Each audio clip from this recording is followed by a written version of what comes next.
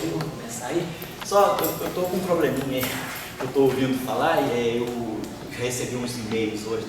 Ontem já comecei a receber uns e-mails e hoje também continuei a receber. Parece que está havendo um problema com o professor global. Acho que as aulas que estão gravadas, algumas, a partir de sexta-feira ou de sábado, as pessoas não conseguiram mais acessar.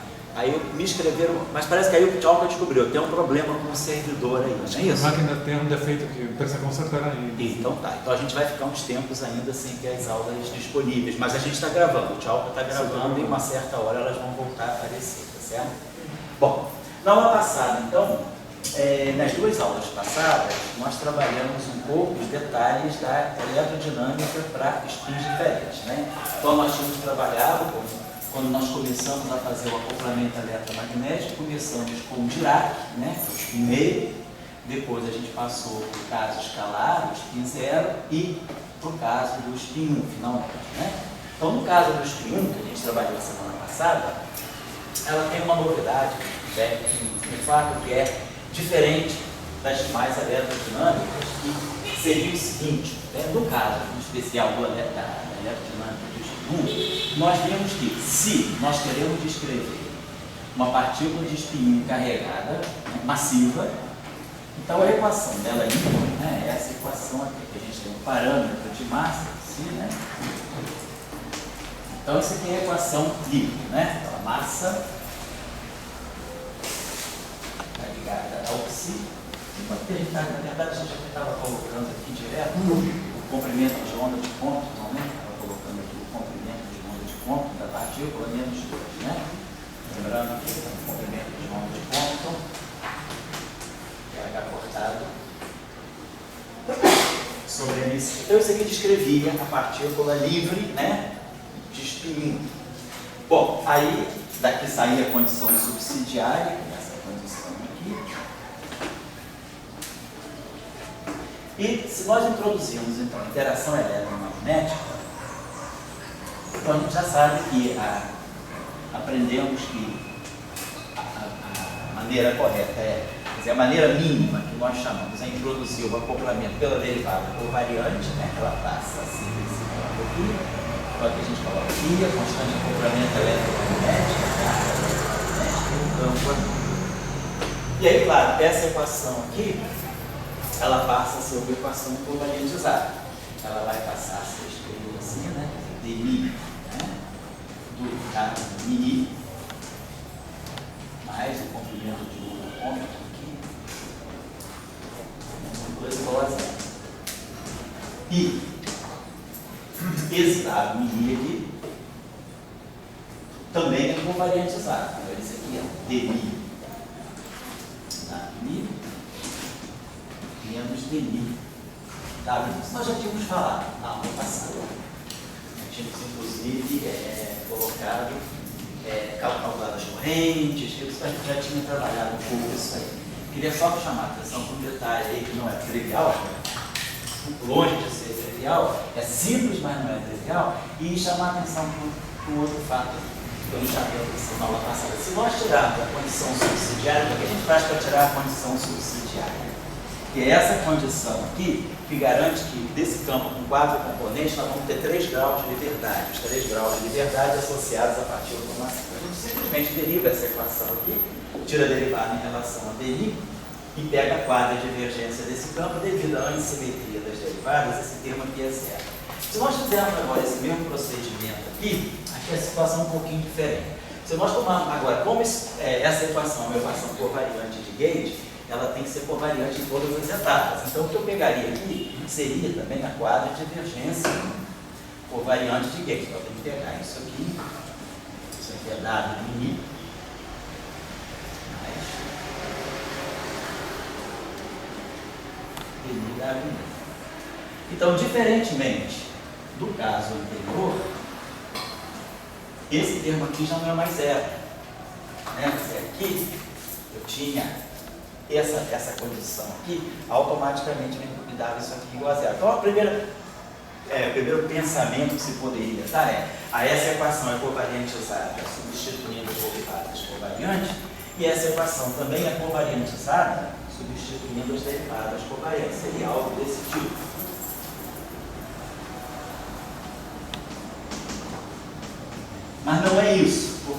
equação aqui, ela decorre dessa devido à antissimetria do W mini, que está completamente contraído com a simetria do dmi.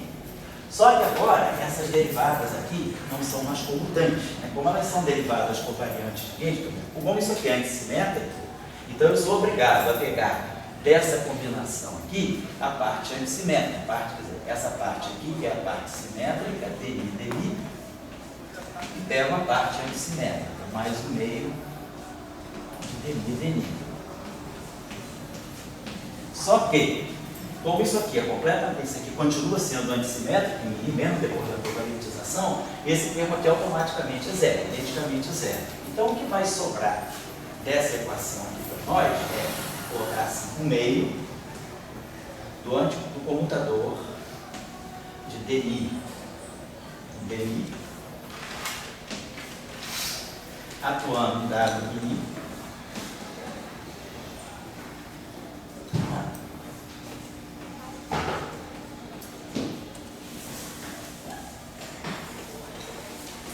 então, essa covariantização, esse termo aqui, essa quadridivergência covariante, chama mais zero.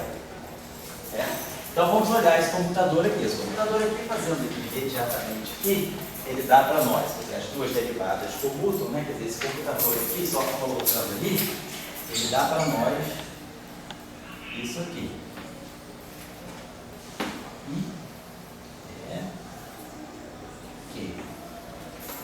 E aí ele vai dar dmi ani menos dmi ani. Ele vai dar o F ni.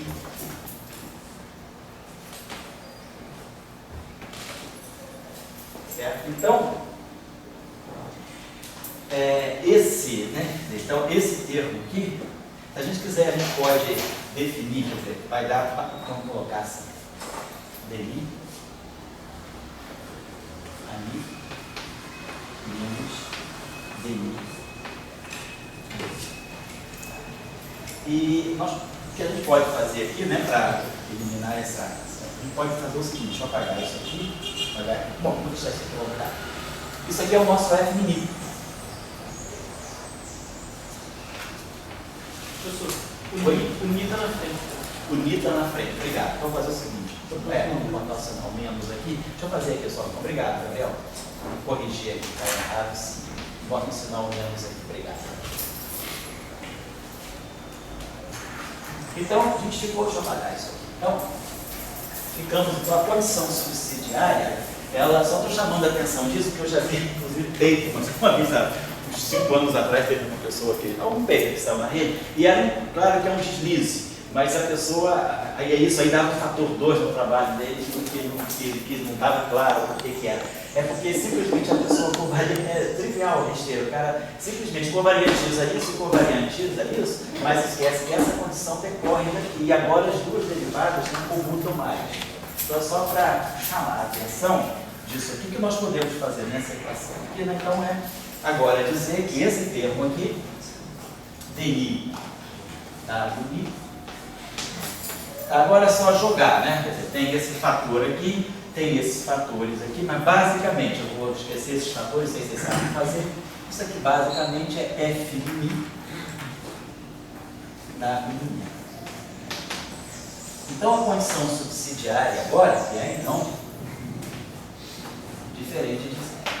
Então, essa condição subsidiária agora, né, ela fica independente, né, fica independente de ser de zero.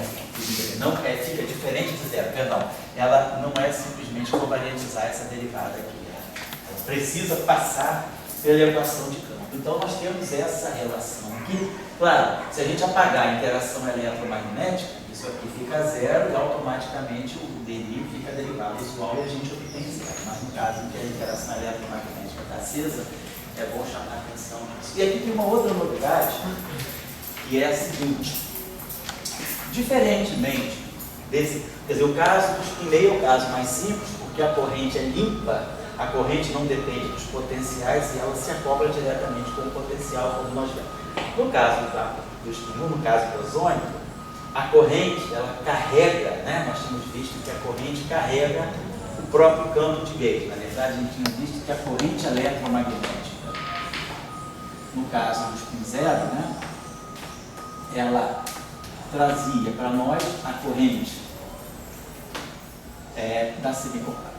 corrente da simetria global, e aí aparecia aqui o termo novo, aparecia aqui para nós um termo extra, né, que era alguma coisa do tipo E2, amino, está.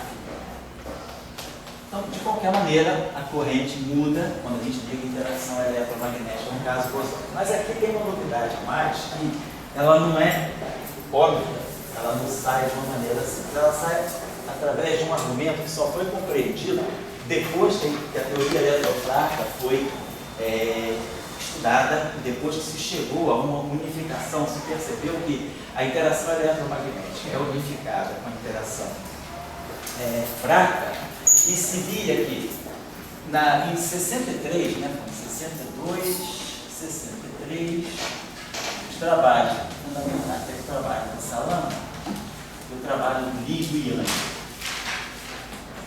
Então, nesses trabalhos aqui, eles estavam tentando entender as bases de uma eletrodinâmica para partículas carregadas no spin. E havia uma série de confusões, assim, houve uma série de discussões na literatura, porque ainda não se tinha uma visão clara de que a interação eletromagnética ela é embutida, né? Ela está acomodada dentro de uma descrição mais ampla que unifica o eletromagnetismo com a interação fraca. Então, no caso do spin zero, não ressente os efeitos da interação fraca. O caso do spin meio também não. Mas no caso do spin 1, sim. No caso do spin 1, essa equação aqui, ela tem que ser corrigida, mesmo colocando aqui, fazendo a covariantização pelos acoplamentos mínimos, essa equação tem que receber o acréscimo de um termo novo que, do ponto de vista do eletromagnetismo, é completamente inesperado. Essa equação aqui, então, ela é corrigida por um termo que tem a seguinte forma.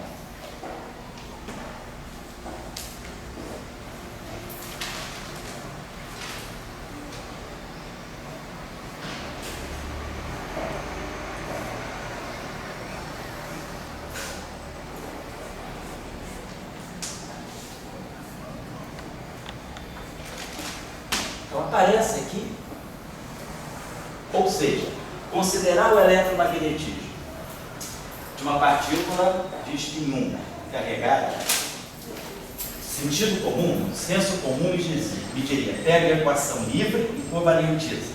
Foi o que nós fizemos.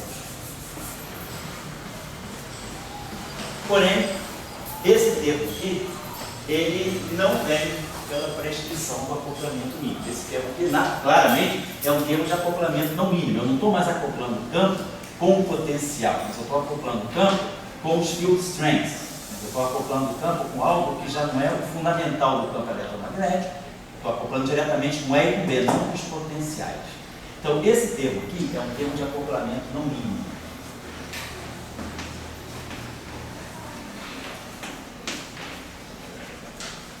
E que não vem do eletromagnetismo em si. Ou seja, se nós, eu estou querendo colocar para vocês, nós em geral estamos acostumados a pensar na interação eletromagnética, dentro de uma boa aproximação, e isso funciona mesmo, como uma interação à parte. A interação eletromagnética do elétron, ela, para efeitos de nós trabalharmos dentro de uma escala de distâncias e dentro de uma escala de energias, ela funciona muito bem, pensando só no elétron, no pósitron e no fóton. No caso do spin zero também, posso pensar no P+, no P- e no fóton. No caso do spin 1, a situação é diferente. Eu não consigo resolver, não consigo descrever o eletromagnetismo plenamente se nós não introduzirmos esse termo aqui, e esse termo aqui não vem diretamente da prescrição de acoplamento mínimo da interação eletromagnética. Esse termo aqui ele tem a seguinte origem. Nós temos aqui o acoplamento do W com o fóton. Então, esse termo aqui é um termo de acoplamento não mínimo. Do ponto de vista, né, vamos colocar assim, do ponto de vista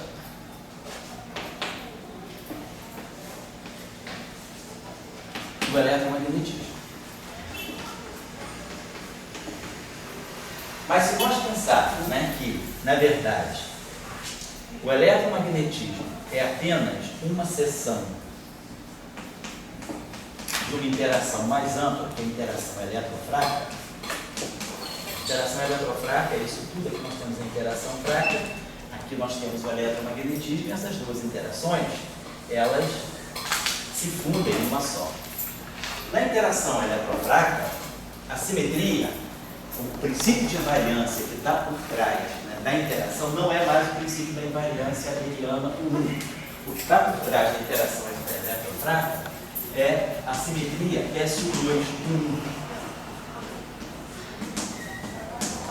Do ponto de vista dessa simetria, se essa simetria, que é uma simetria SO2 não abeliana, ela tem associada a si uma família de 3 bósons de Gauge. Vamos chamar esses bósons de Gauge como se fossem fótons, mas agora em número 3, devido ao procedimento de Young-Mills. E aqui nós temos uma simetria 1. Posso botar aqui um campo de Gauge usual. O que para nós resulta ser um fóton, para hoje, pelo conhecimento de uma física mais fundamental do que o próprio eletromagnetismo que nós temos, o que é o fóton para nós não é exatamente o fóton, ele não apareceu como já o objeto mais fundamental. O fóton, para chegar a nós e ser o que ele é, as equações de Maxwell para chegarem a nós e serem o que elas são, elas tiveram que passar por essa estrada aqui, onde figura o campo de Higgs.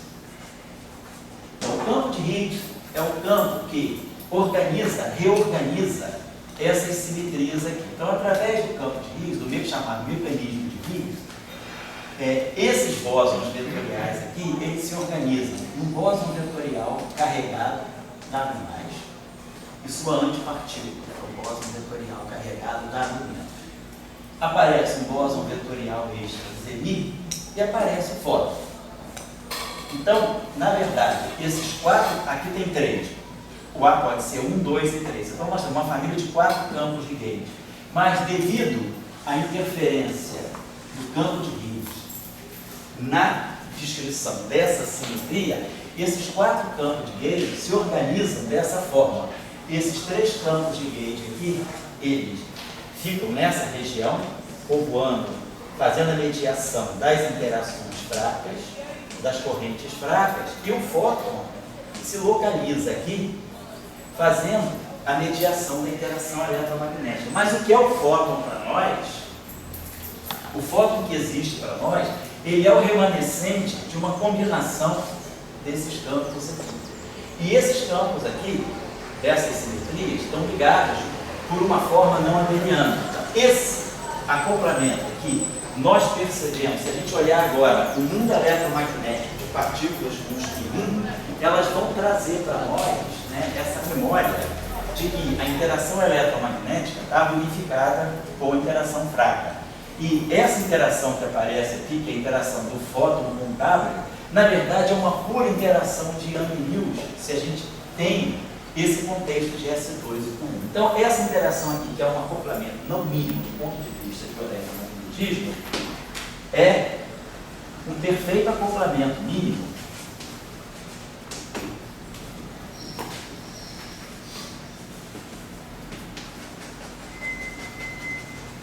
do ponto de vista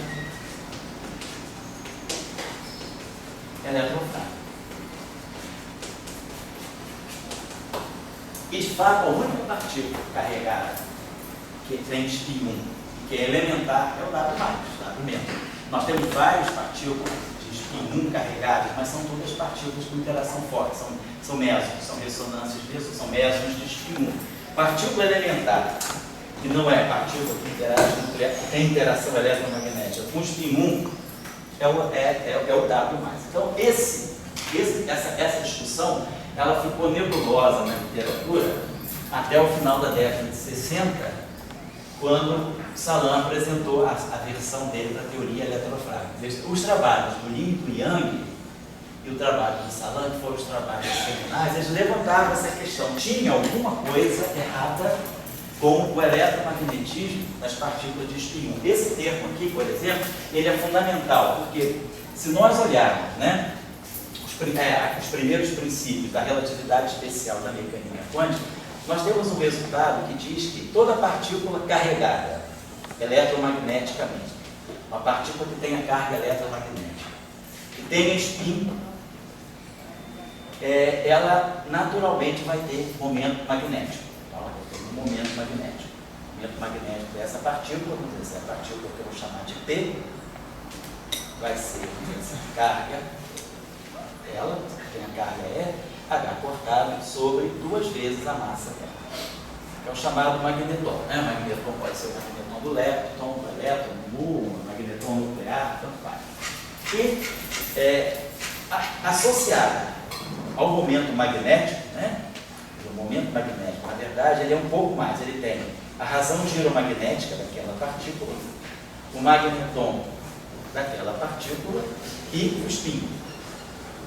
Isso aí que na nós é o momento magnético de uma partícula carregada com spin.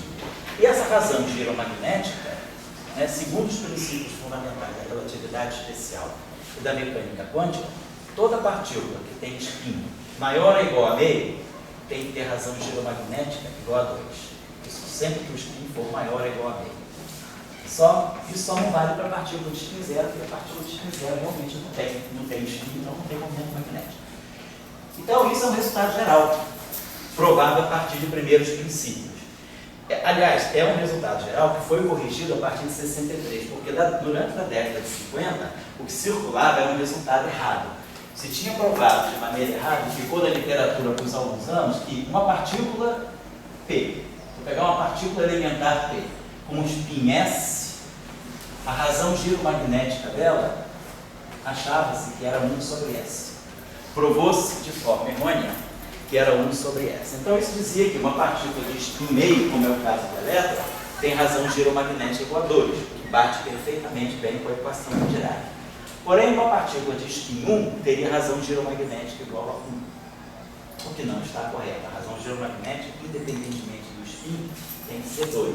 E, se nós olharmos apenas essa equação aqui, que descreve o eletromagnetismo de uma partícula de spin 1, a razão giromagnética sai G igual a 1. Esse termo aqui, que é a própria interação elétrofrágil, quer dizer, na verdade não é interação elétrofrágil, está aparecendo aqui é a constante de acoplamento do eletromagnetismo, é a carga fundamental, é a constante de, na verdade, é a constante de estrutura fina, que está aparecendo aqui. Então essa interação aqui é uma interação eletromagnética, só que a origem dessa interação eletromagnética não é uma origem abeliana, como acontece normalmente com a interação eletromagnética. O saber popular diz que a interação eletromagnética está ligada a uma simetria abeliana. Isso funciona bem para o spin 0 e para o spin meio. Para o spin 1, isso já não funciona. Nós temos que buscar que o único jeito de se compreender plenamente é pensando num esquema unificado. Então, essa interação, apesar de ser uma interação eletromagnética, a origem dela está aqui, na mistura dessas duas simetrias, SO2 e U1. No curso que a gente está tendo de interações fundamentais, acho que foi na aula semana passada, a gente falou exatamente, a gente mostrou por que isso acontece, por que esse acoplamento aqui aparece. Então, quem quiser dar uma olhadinha, eu não estou colocando aqui porque não é, vamos dizer assim, não é nem pré-requisito para esse curso, né? Mas se a gente conhecer um pouquinho da formulação SO2-1, a gente entende como é que esse termo aqui sai direitinho a partir daqui. Então, eu queria chamar a atenção de vocês, né, para esse fato, porque isso, então, também modifica a estrutura da nossa corrente que nós tínhamos estudado. Nas aulas anteriores, né, na aula passada, quando a gente trabalhou a corrente de spin 1, nós trabalhamos a corrente de spin 1 imaginando que era a covariantização da corrente, nós tínhamos feito isso aqui, quer dizer, a corrente de uma partícula de spin 1, vamos colocar aqui, a corrente de spin 1, ela tinha essa estrutura aqui.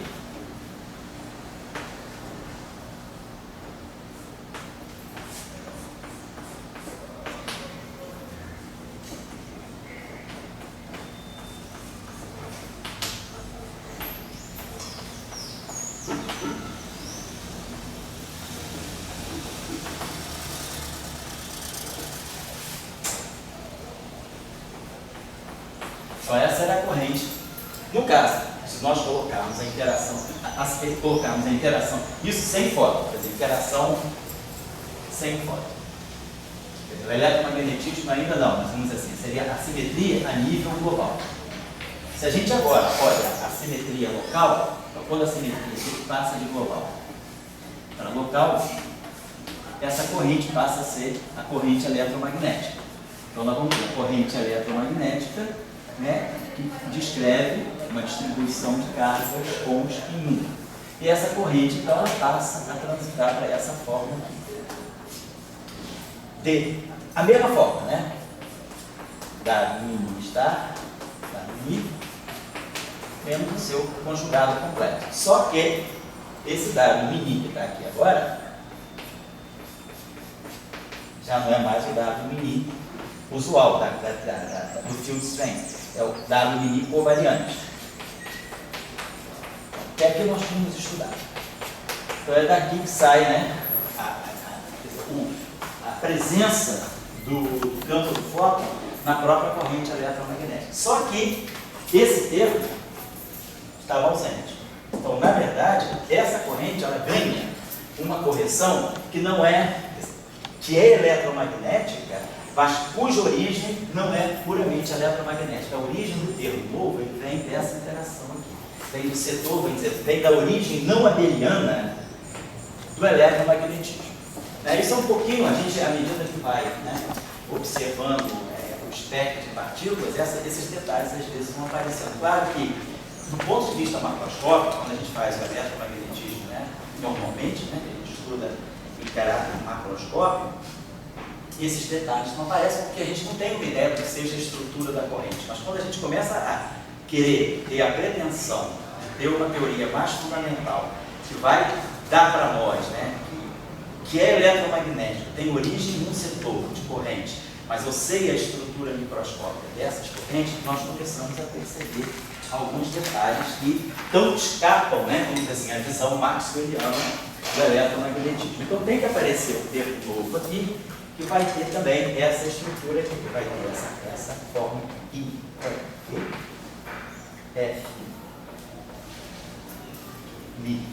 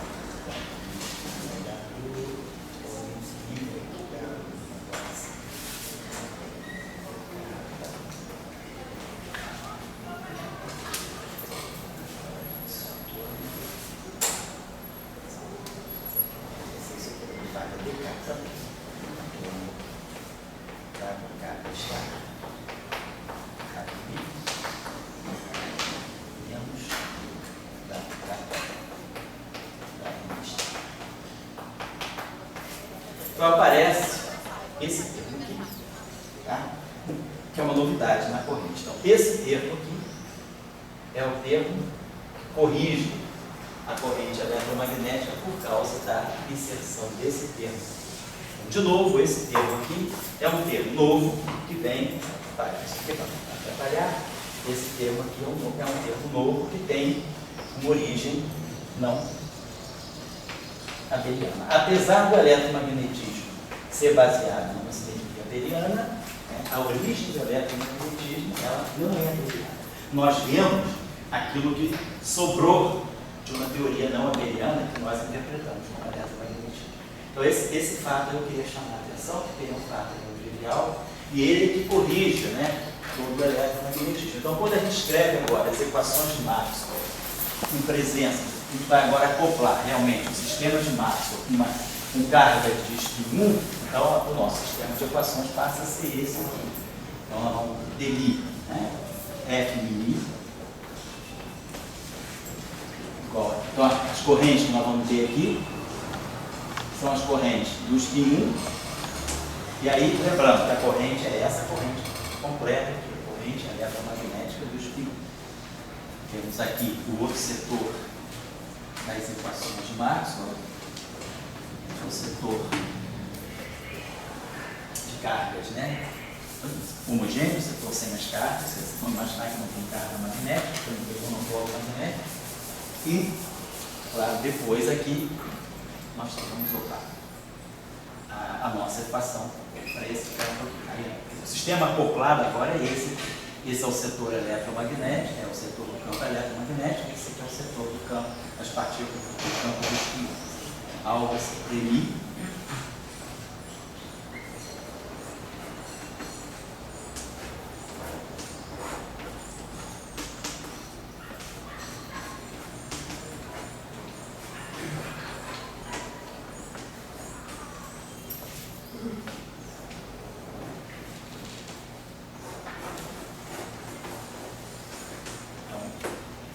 E tá, lembrando que essa corrente aqui foi a corrente que nós tínhamos dado, né? Foi a corrente dada anteriormente.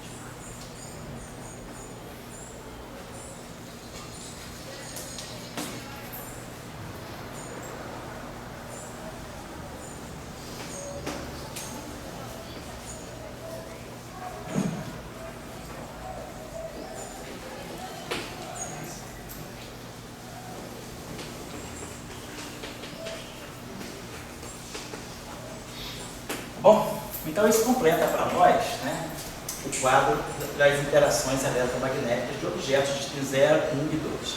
É 0, 0, meio. Nós temos problemas sérios com objetos de spin 3 meios. A interação, a gente pensar numa partícula elementar com spin 3 meios, a interação eletromagnética desse objeto, ela não faz sentido se não houver a influência da gravitação. Quer dizer, uma interação de uma partícula carregada com spin 3 meios acoplada com o campo do fóton, se não houver inclusão da interação gravitacional, essa interação é completamente inconsistente e viola a causalidade. Esse problema foi resolvido em 76, quando se descobriu a supergravidade. A supergravidade, ela entrou e ela resolveu essa questão aí. Não, tudo bem. Tudo bem, Paulo. Então, o problema do spin 3 meios, ele é um problema mais delicado. E também, se a gente pensar agora, objetos carregados com spin 2, né, como fica o eletromagnetismo de uma partícula carregada de spin 2, o Fierce-Pauli, né, que a gente chama de campo de Fierce-Pauli. Nós não estamos fazendo aqui, mas aí o processo eletromagnético ele pode ter uma série de desvios, né, de princípios mais fundamentais, como localidade e causalidade. Então, a interação eletromagnética de objetos de spin 1, quer dizer, para o objeto de spin 1, a gente já precisa corrigir com esse termo aqui, lembrando que a origem do eletromagnetismo está na unificação eletrofrágil. Então, se nós não nos reportarmos a essa origem do eletromagnetismo, a gente já fica com um problema no caso do spin 1 carregado. Então, o problema do spin 1 carregado foi resolvido, né, na década de 60 com a teoria eletrofrágil. Então, resolvido. Então, a prova do G igual a 2 foi antes disso, né? A prova, não, no trabalho, o Lee e o Yang de Salan, de 63 e 64, eles introduziram esse termo, bom, para salvar o G igual a 2. Então, o G a 2 foi provado antes de... Foi introduzido com bases fenomenológicas. Daí você não tinha ainda por que aquele termo não mínimo tinha que ser acrescentado. Então, aí quando se viu que o mecanismo de Higgs fazia a separação, criava, né, os W e os Z0 e viu que essa interação não mínima, ela é não mínima para o eletromagnetismo, mas ela é mínima do ponto de vista de Young-Mills, e aí a situação foi resolvida. Então, essa situação está resolvida, né, com a teoria, vamos dizer, com a teoria de Salan-Glass-Weinberg.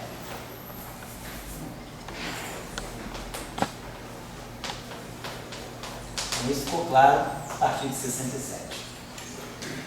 Não estou colocando aqui para vocês, mas o problema do eletromagnetismo de spin 3 meios ficou resolvido a partir de 76, né? Com a supergravidade.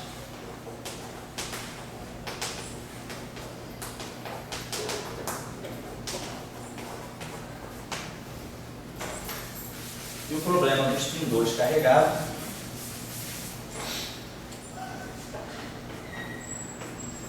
está em andamento. Quem mais trabalhar sobre isso aqui são dois autores lá da NYU, o Máximo Corrati e o Raman. Então tem uma série de questões aqui. Tem um russo também, não esqueci o nome deles. Mas esses dois aqui são os autores que estão liderando a discussão nessa área. O que eles estão colocando é que para a gente compreender completamente a interação eletromagnética de um spin 2 carregado, a gente tem que focar e pensar que o spin 2 gerar o eletromagnetismo do spin 2 a partir das teorias das forças fundamentais.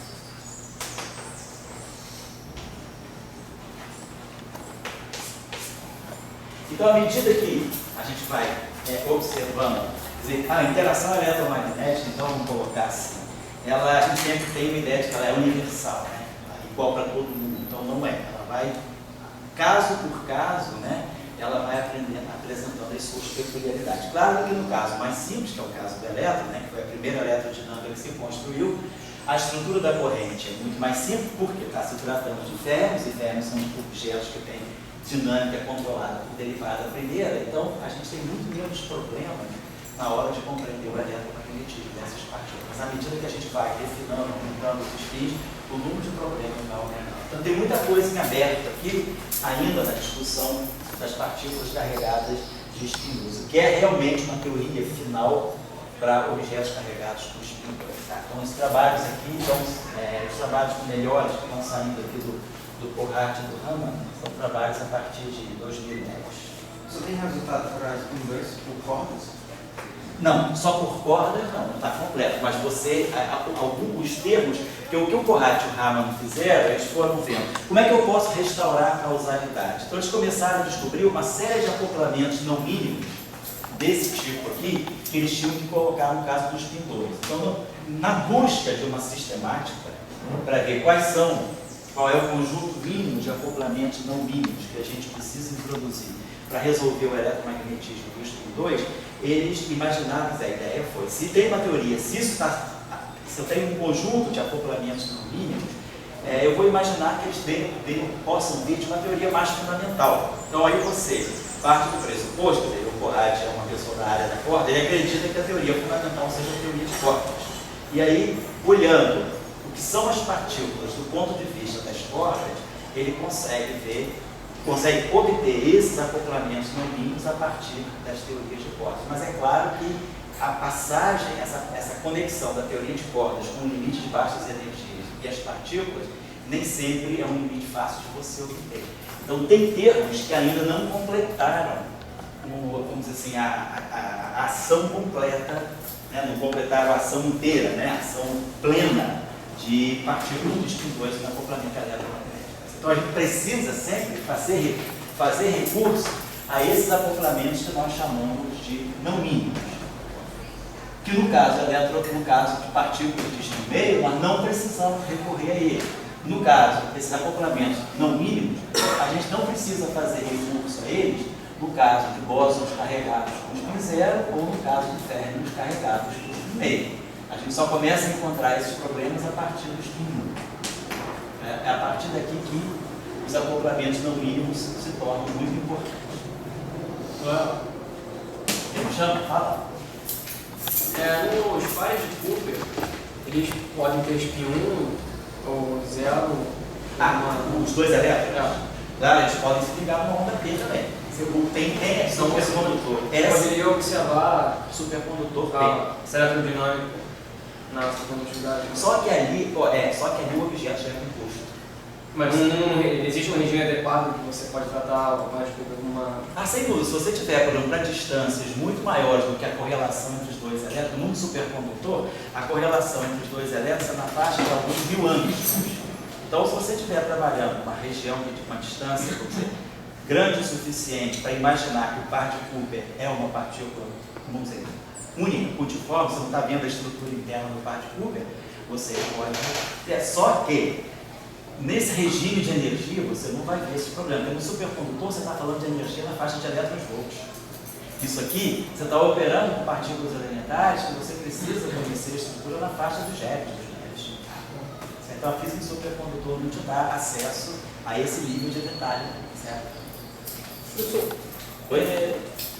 você tinha comentado que no caso dos neutrinos, mesmo eles não sendo carregados, aparece uma interação magnética e depois a quantização. Isso. Então, eu sei que ainda não existe nenhuma quantização da gravitação, mas é razoável pensar que poderia aparecer algo para o gráfico também? Claro, gráfico também. Dentro, se você consegue acoplar o gráfico, vamos dizer, não fez uma teoria de unificada completa ainda com gravitação, mas se você acopla o gráfico com o modelo padrão, se você faz uma acoplamento do modelo padrão ao setor gravitacional, então o graviton ele não tem interação direta com o fóton, mas o graviton ele se acopla com os férmions carregados. Então, se ele se acopla com os férmions carregados, esses férmions carregados podem trocar fótons virtuais.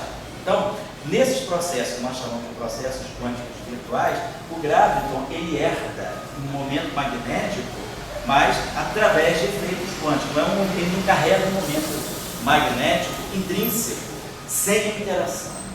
Diferentemente do elétron. O elétron ele carrega um momento magnético e tem o spin, tem a razão giromagnética, tem a carga dele, então ele tem um magnetismo de bordo. Ele tem um magnetismo intrínseco. No caso do graviton, que é uma partícula neutra, como é o caso do neutrino, eles em princípio eles não têm carga.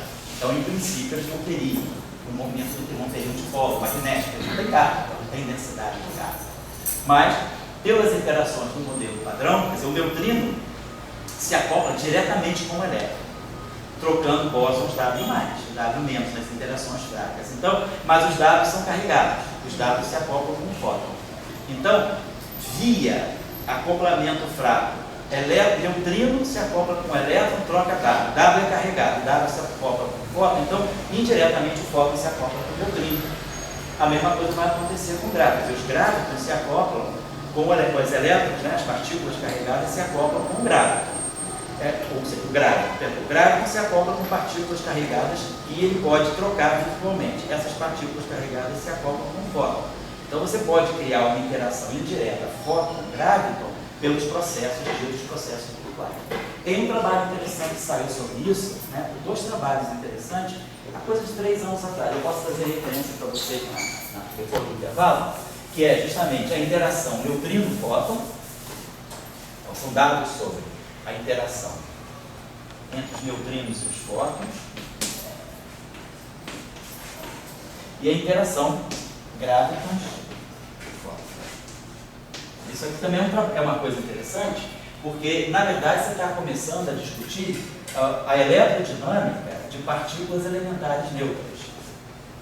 Porque, claro, a gente pode discutir claramente a eletrodinâmica de partículas, de objetos neutros. Um átomo é neutro. O átomo, se não estiver ionizado, ele é neutro. Ele é neutro, mas ele tem um super momento de dipolo elétrico. Tem cargas positivas no núcleo e cargas negativas na nuvem eletrônica. Então, tem naturalmente um dipolo elétrico, tem dipolo magnético. Então, tudo bem. O átomo, apesar de ser neutro, mas por ser uma estrutura complexa, ele tem um eletromagnetismo. Mas se você imaginar uma partícula elementar, como o neutrino, que é neutro, ninguém viu nenhuma estrutura para o neutrino. Não se sabe se o neutrino é composto ou não, mas tudo indica que, por enquanto, não é composto.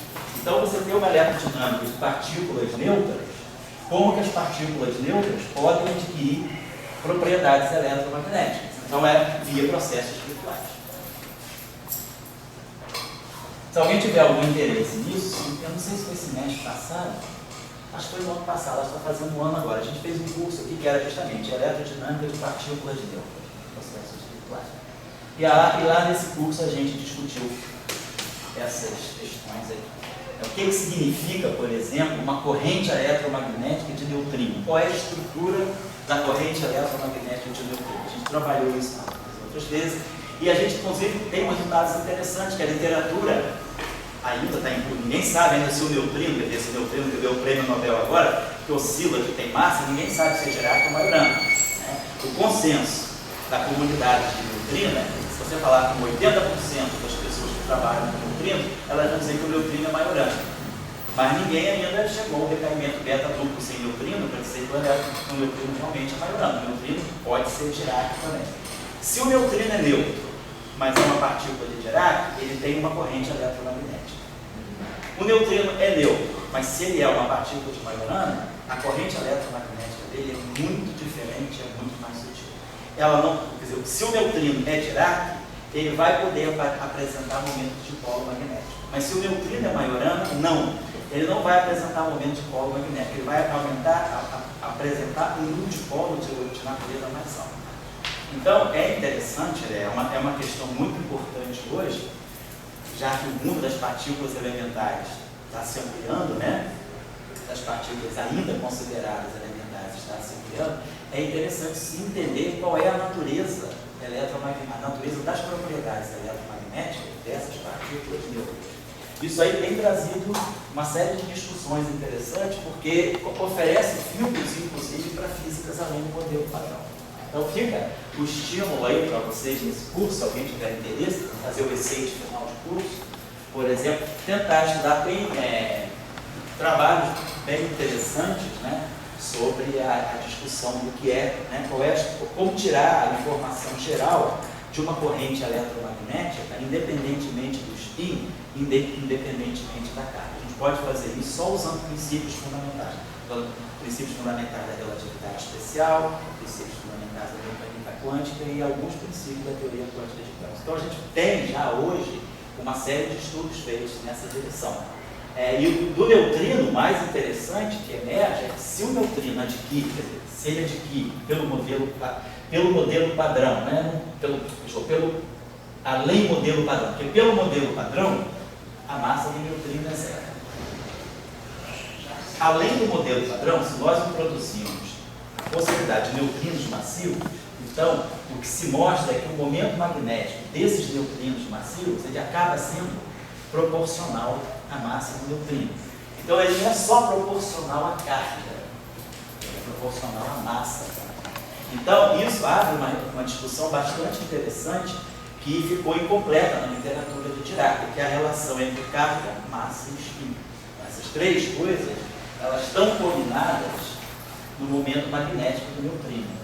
Até que ponto, né, o fato de ter massa aqui é mais importante do que o fato de ter carga, para ele adquirir magnetismo. Então, tem vários tipos de momento magnético que o neutrino pode apresentar. Ele pode apresentar um momento magnético, vamos dizer, dele mesmo, ou ele pode apresentar um momento magnético de transição, então um momento magnético que leva em conta as oscilações das famílias. Então essa discussão aqui é uma discussão bastante rica. Entender, né, o magnetismo do neutrino, isso dá para nós, isso é uma área de estudo interessante, porque ela vem dando uma série de informações sobre o setor de massa. A própria interação eletromagnética, que não é uma interação de massa, que é uma interação de carga, ela está dando informação sobre a massa. Então é um campo bastante rico, se alguém quiser. O Pedro, você chegou a tocar isso eu sei do ano passado? Interação neutrino magnetismo? Não, você fez massa de neutrino, não fez? Eu sei. Então, se alguém quiser pegar o ECEI do Pedro do ano passado, foi no ano passado, né, Pedro? A gente publicou esse ano, mas foi no ano passado, né? Foi do curso do ano passado, não terminei esse mês passado. Essa publicou agora, recente, publicou em julho, não é? Está na página do CBTF, está na página da biblioteca do CBTF, está nas monografias, né? Então a gente publicou lá o ECEI de final de curso do Pedro, que fez um ECEI bem interessante sobre a física de neutrinos. Ele aproveitou isso do curso de interações fundamentais e aí trabalhou um pouco a questão das massas. Se alguém quiser pegar essa monografia do Pedro e caminhar um pouco na direção do eletromagnetismo, pode ser um trabalho interessante, tá certo? Muito bem. Então isso aqui fecha para nós um pouco essa discussão, né, do eletromagnetismo de partículas de spins distintos, né? Como o eletromagnetismo muda com o spin do portador. Vamos passar isso aqui. Vou deixar uma tarefinha para vocês tentarem pensarem aí um pouco, né? Vou apagar aqui. Seria agora o seguinte, vamos pensar no seguinte sistema. Vamos dizer que a gente queira, nós descrevemos, vou colocar aqui. Lembre-se, quando a gente estudou as representações do grupo teórico, nós tínhamos estudado, por exemplo, a representação vetorial. Então, a representação dos campos vetoriais, que era a representação meio-meio, nós vimos que, introduzindo-se essa representação e o princípio de Gauss, então a gente acaba vendo que a gente com esse conjunto aqui, né, de de dados, né, essa representação e essa simetria, a gente acaba descrevendo um objeto que tem espinho. O objeto tem uma física transversa. E aí saiu o eletromagnetismo, como a gente falou. Mas a gente pergunta, será que o espinho está presente só nessa representação? Diz que não. Por exemplo, se nós pegarmos um campo vetorial antissimétrico, duas formas, né?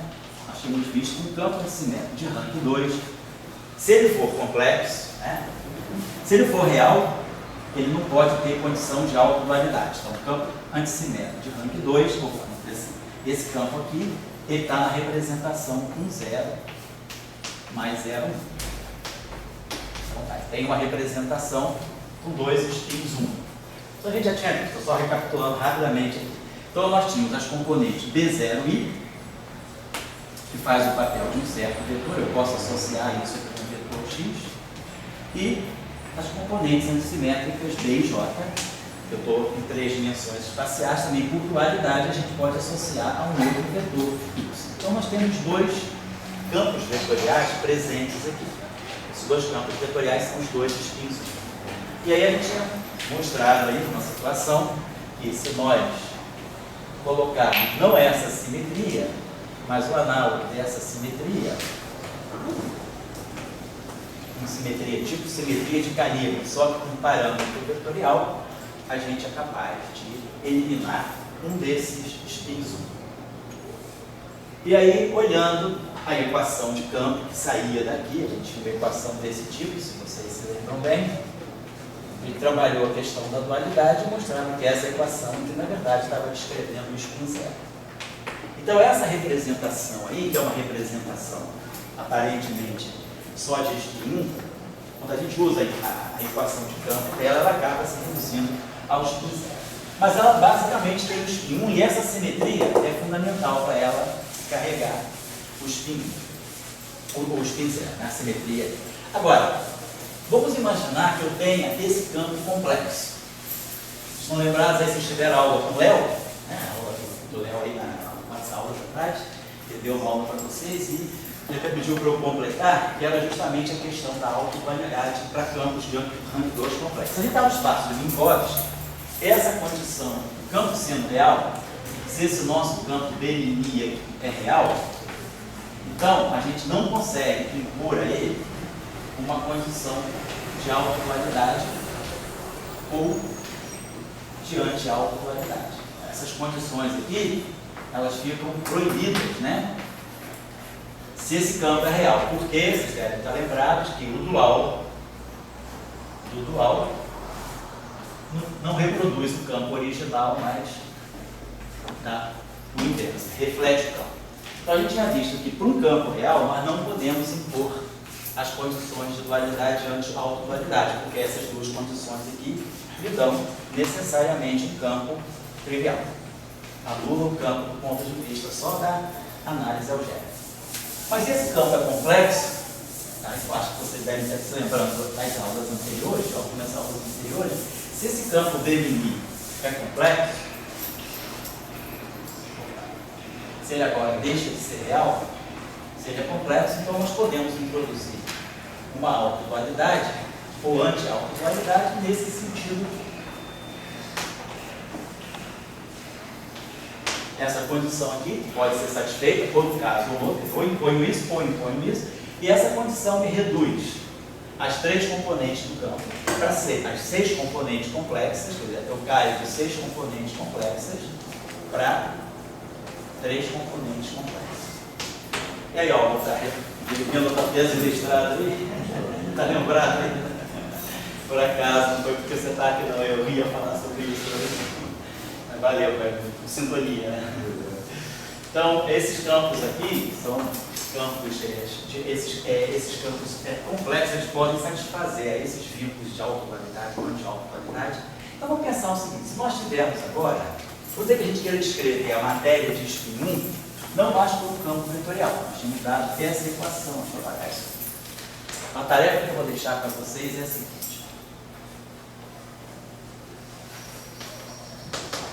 Nós pegamos um campo vetorial complexo. Pegamos esse campo complexo, né? E E impusemos para esse campo essa equação de campo aqui.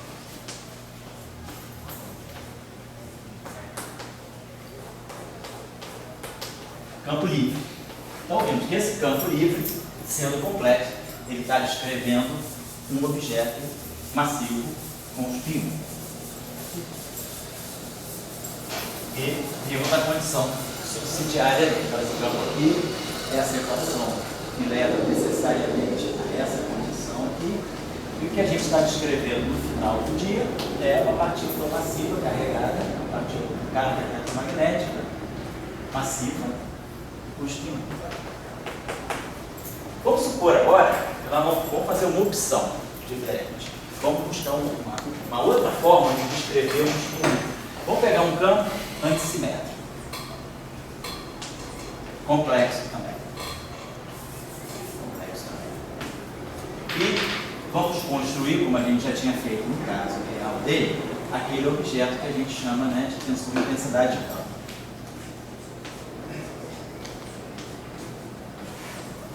Faz as permutações simples aí sim. E a gente vai impor essa equação de campo aqui.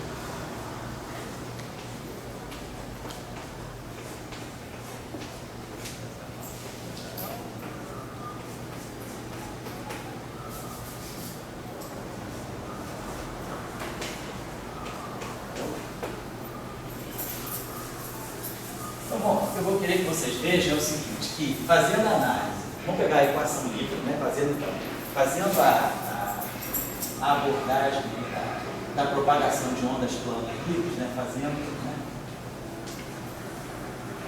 a decomposição de Fourier, né, vamos guardar logo. Estudando, só colocar essa tela, né?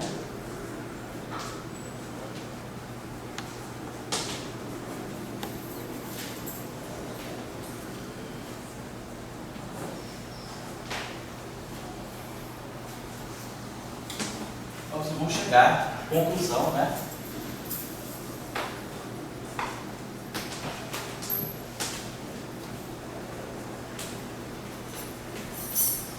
De que nós estamos descrevendo a mesma coisa.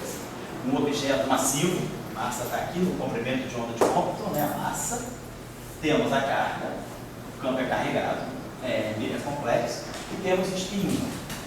Então esse campo agora, devido ao fato de ter recebido esse termo de massa, ele passa de spin zero, passa a descrever um spin. Então, ele vai descrever, é uma outra forma de nós descrevermos esse campo aqui.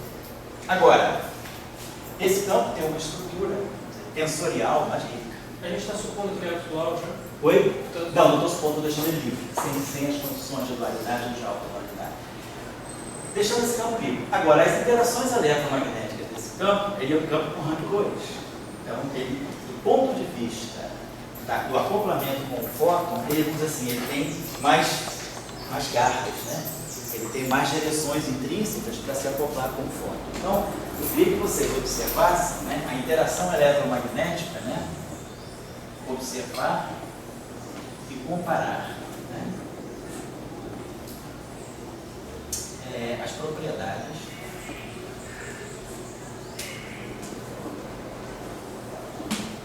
da interação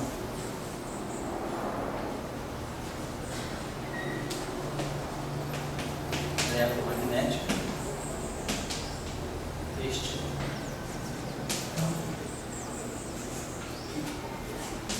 e também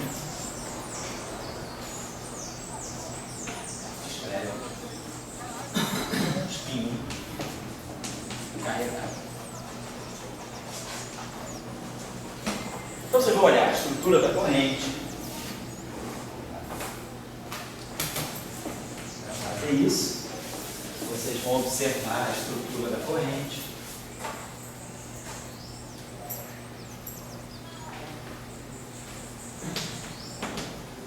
Corrente eletromagnética desse campo. Vamos ver a necessidade de acoplamento não mínimo.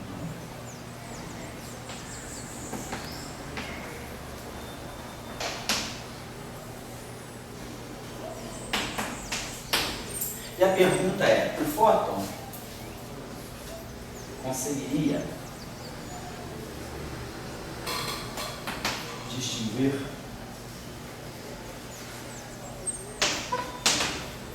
se a carga que é portada, né? Está assim.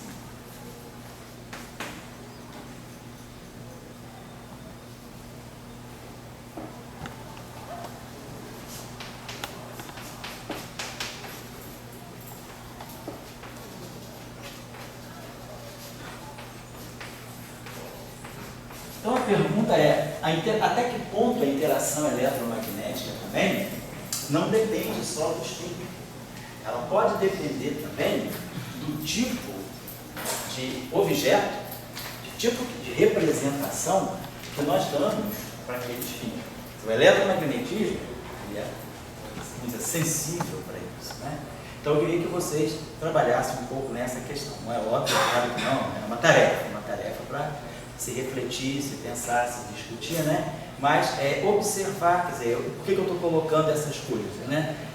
Não é um exercício trivial, mas é um exercício de, vamos dizer assim, de preparação para a geração de vocês, porque a geração de vocês, como eu já falei algumas vezes, é uma geração privilegiada, no sentido de que vocês vão vivendo o mundo, né, do LHC, não só o mundo do LHC, mas o mundo também da matéria condensada, muitas novidades, muitas microfísicas que mexem com essas coisas, estão vivendo o mundo da astrofísica também. Hoje em dia se tem um estudo muito mais detalhado da luz, né?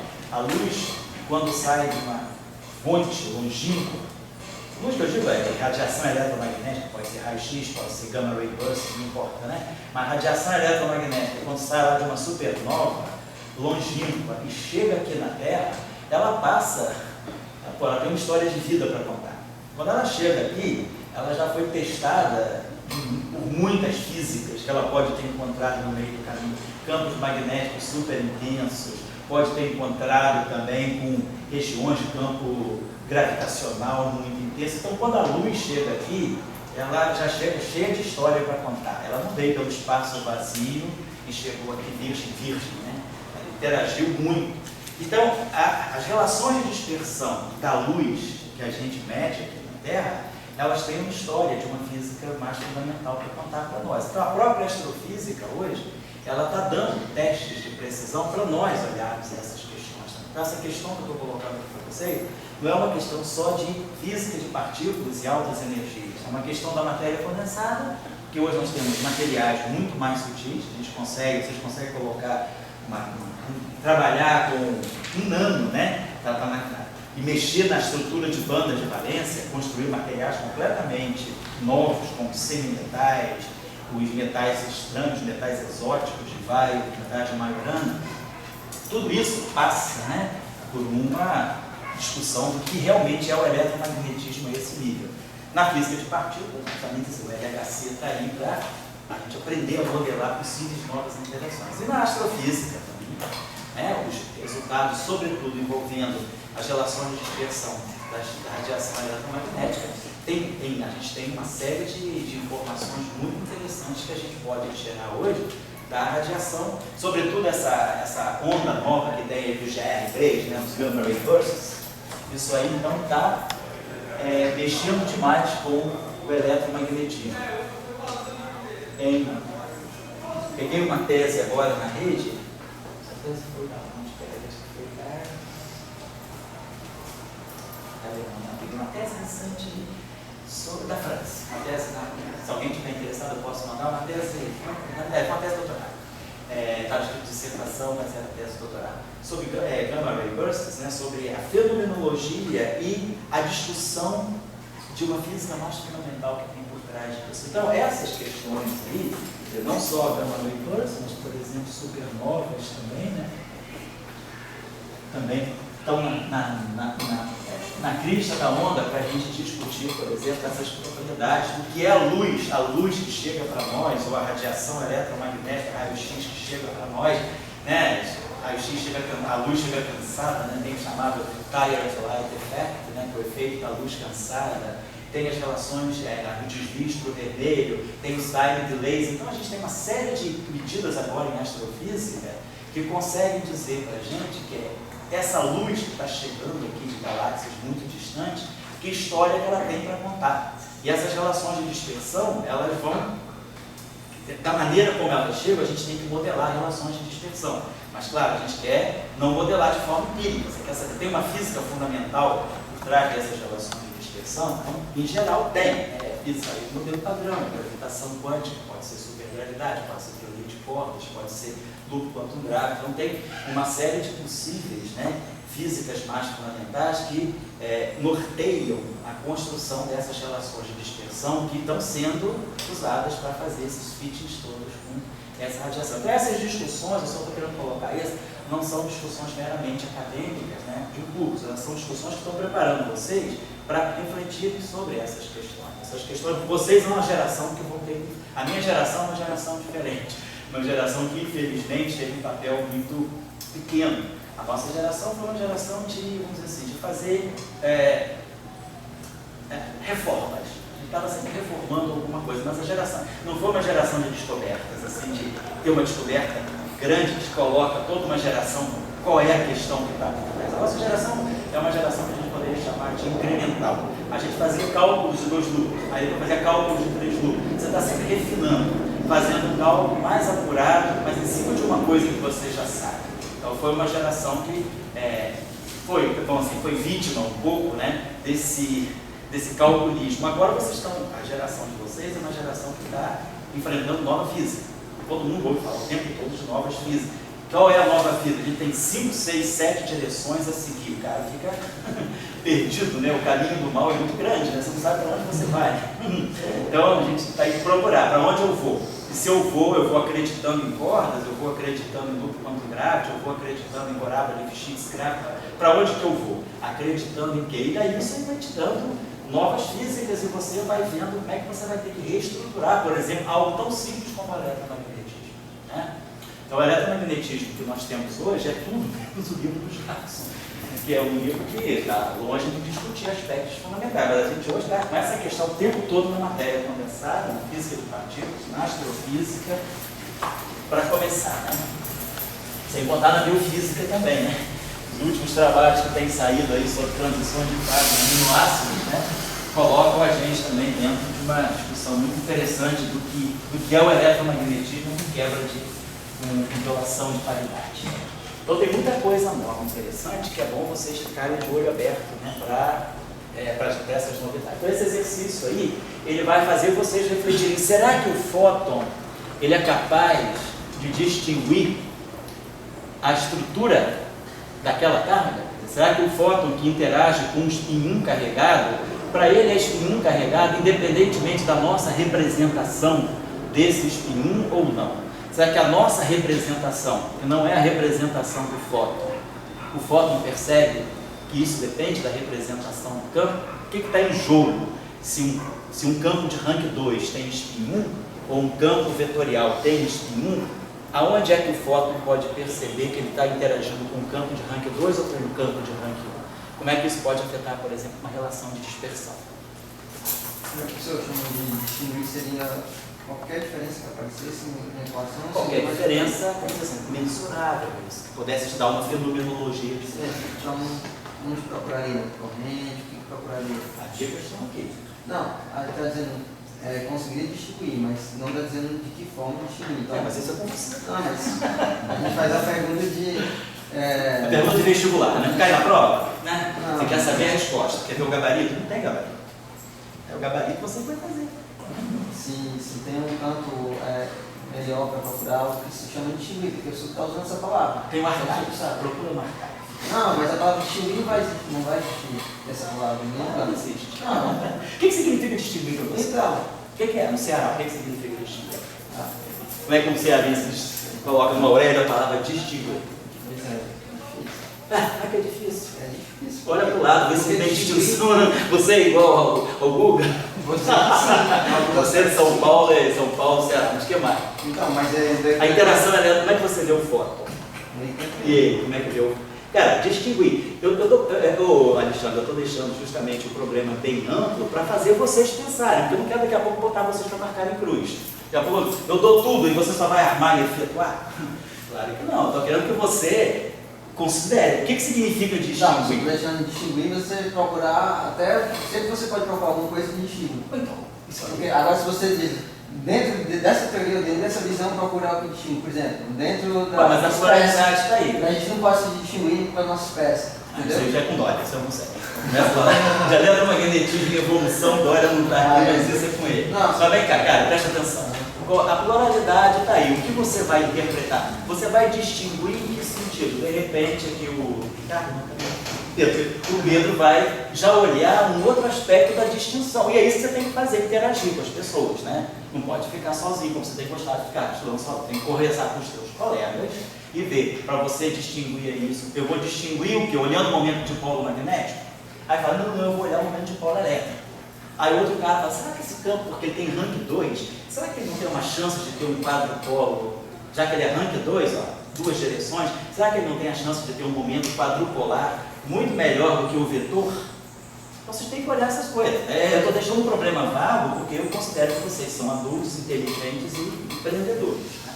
Se eu pegar aqui, ó, observe isso. Eu estou botando o mapa da vida. Nem eu sei também, cara. Se eu vou sentar agora para fazer esse negócio aqui, eu tenho que pensar também. Eu vou olhar o quê? O momento de polo magnético, o momento de quadrupolo elétrico, o momento de polo elétrico, vou olhar espalhamento, setor longitudinal, como é que um fóton como é que uma partícula longitudinal com um espinho descrita por um vetor, como é que ela se distingue de uma partícula longitudinal se ela for descrita por um tensor de rank 2?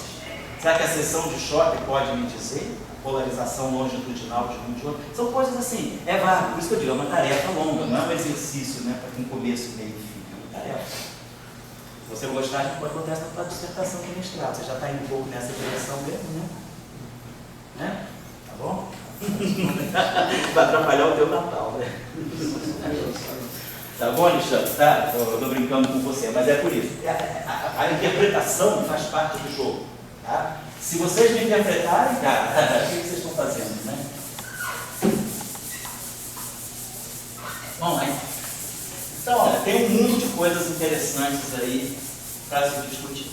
O nome-chave, se alguém quiser discutir, se quiser pegar um autor-chave lá nos arcaicos, e a partir desse autor buscar as coisas, o autor, vamos dizer assim, que está, assim, que é o líder, eu consideraria o líder dessa área aí de spins mais altos, o que a gente chama de higher spins, né? Spins maiores do que 1. E eletrodinâmica é o Corrati. Tem feito coisas bem interessantes. Tem uns trabalhos um pouco mais antigos também do Corrati, com um cara que foi uma das autoridades na década de 50 sobre a discussão de magnetismo de partículas elementares, que é o Felegri, Corrati e o Ferrara, mas sobretudo o Corrati. Né? Esses dois autores aqui, eles acompanharam o Corrati no início, mas depois o Corrati levantou o voo sozinho. E aí o Corrati continua, eu diria que foi a melhor pessoa. E tem também um russo, cara, que eu estou com o nome dele na cabeça, não sei se é Zinoviev, eu vou controlar depois, mas eu acho que é Zinoviev, acho que é alguma coisa assim, Zinoviev. Eu vou depois controlar esse nome aqui, tá? Eu sei que não está certo, é aproximadamente certo. Mas é um autor que tem discutido coisas bem interessantes também de propriedades eletromagnéticas de spins mais altos, tá? O problema dos spin 3 meios. Se alguém se interessar por olhar o problema eletromagnético dos spin 3 meios, o trabalho fundamental é o trabalho do Velo Expansive, é o trabalho que lança o problema na década de 50. 1975. Vocês acham esse trabalho? 75 ou 70? Não, é 75. Então, esse trabalho do Velo Expansive é um trabalho muito bem feito nessa direção. Depois o Corrati retoma essa discussão agora em 2009, 2010. Pode olhar aí, isso é uma literatura bastante rica, bem interessante para esse curso aqui, para quem está interessado em discutir propriedades mais fundamentais da eletromagnetismo. Vê que horas tem que a gente vai dar uma intervalo daqui a pouco, mas acho que vai começar alguma coisinha antes, só mais 10 minutinhos. Então isso aqui, bom, Eletromagnetismo. Bom, eu tenho a lista aí, eu não sei se eu mandei para vocês no início do curso, aquela lista atualizada, vocês têm, né? A lista das teorias eletromagnéticas aí estão surgindo aí com vários efeitos diferentes, né? Coisas que eu acho que uma faixa de 38 versões aí. Eu vou discutir com vocês algumas aqui que eu acho que são instrutivas, só para vocês verem mais ou menos o que fazer, e cada um pode eleger lá daquela lista, estudar, se quiser buscar um eletromagnetismo que interesse a vocês por alguma razão, ou pelo curso, ou então se tiver algum interesse que possa estar ligado à área de trabalho de vocês, vocês escolhem, tá? Vou falar dessa eletrodinâmica aqui, que é uma eletrodinâmica que está na literatura aí desde a década de 90, que é essa sigla aqui, agora em cima de Vibration.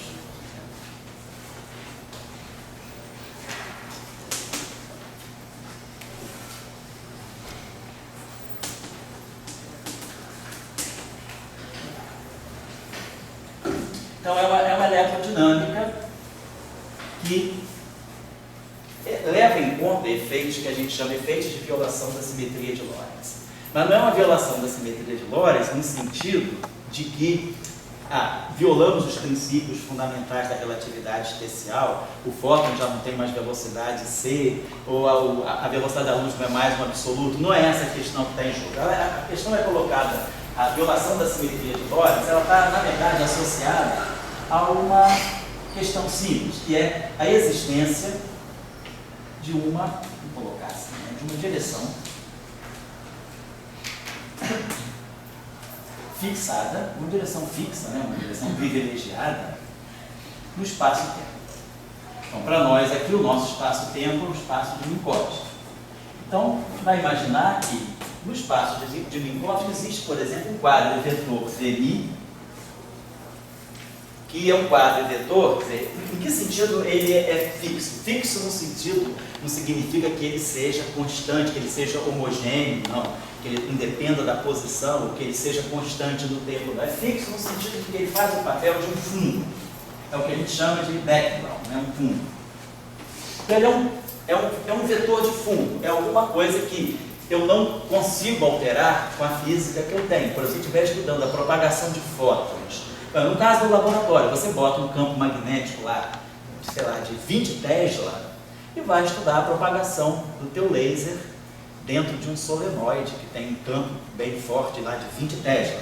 Ou lá no LHC, você tem um campo de 10 Tesla, os prótons que estão, os feixes de prótons que estão circulando ali, né, estão mantidos na sua trajetória por esse campo de 10 Tesla. Então esse campo é um campo que, se você joga um laser dentro de um solenoide que tem um campo magnético muito intenso, esse laser ele não vai afetar praticamente o campo magnético. O laser tem um campo magnético, mas o campo magnético dele, se ele é luz visível, não é um campo magnético muito intenso, né? Pode ser na faixa de alguns nem militesla, por exemplo, o campo elétrico que seja na faixa de alguns 10 a 4 volts por metro. Então você não consegue afetar. Então você está dizendo que você tem um fundo fixo que não faz parte da tua física. Você não tem um lagrangiano, você não tem uma descrição fundamental para esse fundo. Esse fundo, por exemplo,